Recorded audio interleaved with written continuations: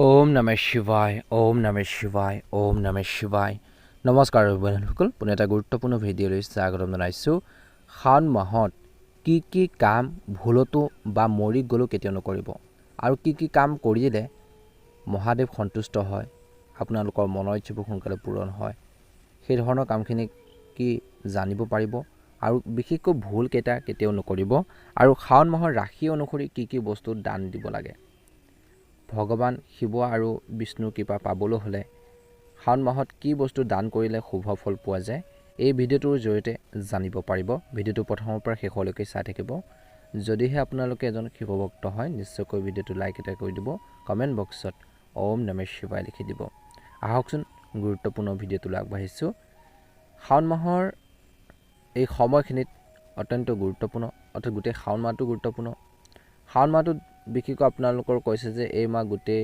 মাহ জুৰি শিৱ পূজা ব্ৰত উপবাস কৰা হয় শাওণ মাহৰ পূৰ্ণিমাৰ দিনা চন্দ্ৰ শ্ৰৱণ নক্ষত্ৰত থাকে সেইবাবে এই মাহক শাওণ মাহ বুলি কোৱা হয় এই মাহৰ দেৱতাৰ শুক্ৰ শিৱজীৰ লগতে ভগৱান বিষ্ণু শ্ৰীধৰ ৰূপৰ পূজা কৰাৰ বিধান আছে শাওণত কি নকৰিব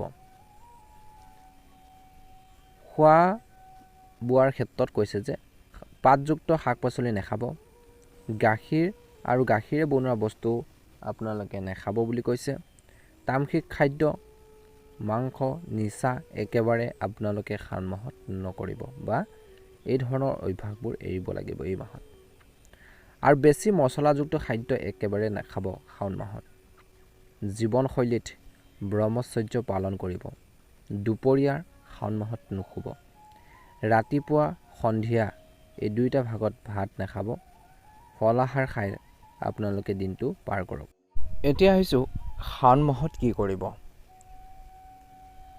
শাওণ মাহত অৰ্থাৎ এই দিনটোত একেবাৰে ভোজন নকৰিব স্নান পানীত বেলপাত বা আউলা দি গা ধুব ইয়াৰ ফলত জনা নজনা যিবোৰ পাপ নাশ হয় বুলি বিশ্বাস কৰা হয় পূজা শিৱলিংগত জলাভিষেক প্লাছ ভগৱান বিষ্ণুৰ জলভিষেক এই মাহত বিষ্ণু বাস পানীত থাকে গতিকে শিৱলিংগত নিশ্চয়কৈ আপোনালোকে জল বা পানী আপোনালোকে অৰ্পণ কৰিব শিৱলিংগত ভাল হ'ব দান মন্দিৰ বা সন্ত সাধুক কাপোৰ দান কৰিব ৰূপৰ পাত্ৰত গাখীৰ দৈ পঞ্চামৃত দান কৰিব তামৰ পাত্ৰত অন্ন ফল আদি দান কৰিব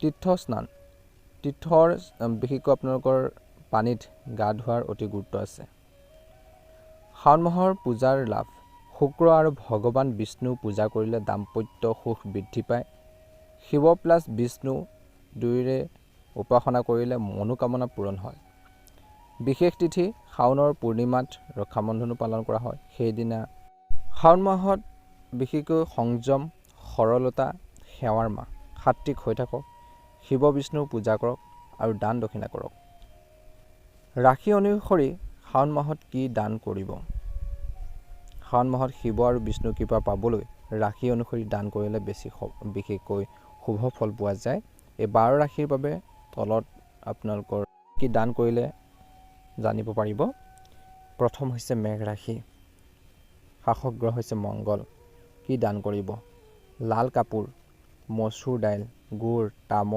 তামৰ বস্তু লাল ফুল দান কৰিব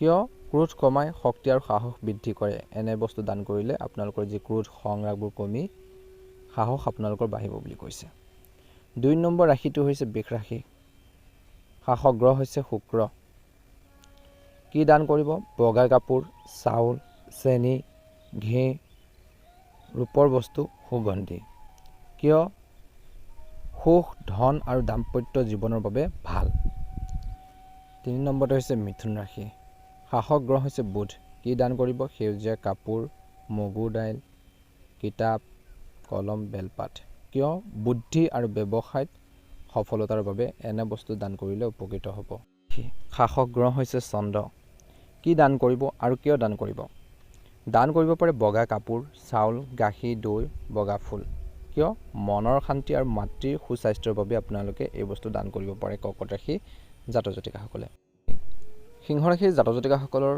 শাসক গ্ৰহ হৈছে সূৰ্য। এই শাওণ মাহত দান কৰিব পাৰে কমলা, হালধীয়া কাপোৰ, কমলা ৰঙৰ কাপোৰ, হালধীয়া ৰঙৰ কাপোৰ, গম, গুড়, তামৰ পাত্ৰ, ৰঙা ফুল। দান কৰিলে আপোনালোকৰ সন্মান, নেতৃত্ব আৰু চৰকাৰী কামৰ বাবে বহুত বেছি ভাল বুলি কৈছে। কন্যা ৰাশি শাসক গ্ৰহ হৈছে বুধ। কি দান কৰিব? সেউজীয়া কাপোৰ, মগুৰ দাইল, কিতাপ, ফল, বেলপাত। কাৰণ এই বস্তু দান কৰিলে স্বাস্থ্য আৰু কৰ্মত নিখুঁততাৰ বাবে ভাল বুলি কৈছে। তুলা ৰাশি শাসক গ্ৰহ হৈছে শুক্ৰ। কি দান কৰিব? বগা বা গুলপীয়া ৰঙৰ কাপোৰ, চেনি, চাউল, সুগন্ধি, ৰূপা। দান কৰিলে উপকৃত হ'ব সম্পৰ্কত ভাৰসাম্য আৰু ধনৰ বাবে ভাল বুলি কৈছে। বৃশ্চিক ৰাশি শাসক গ্ৰহ হৈছে মংগল। কি দান কৰিব?